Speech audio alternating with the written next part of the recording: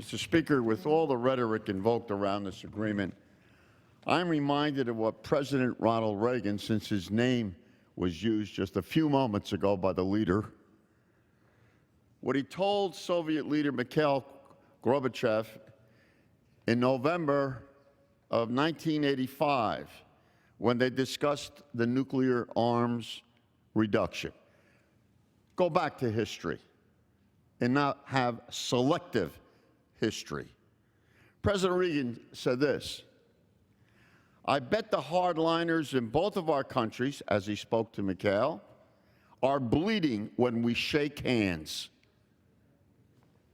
If that doesn't resonate, what will?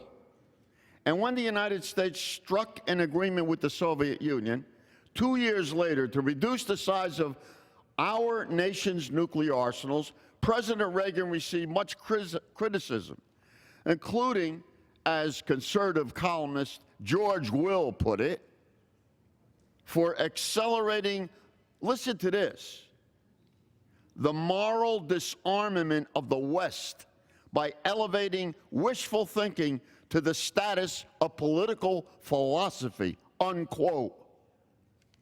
Almost 30 years later, we see that President Reagan's actions were not a capitulation to an entrenched enemy, but instead the underpinnings of a larger strategy that reduced the nuclear threat. Look, this agreement should not be judged on its ability to curb Iran's hateful rhetoric or its role in destabilizing the Middle East, because that was never the goal of the agreement.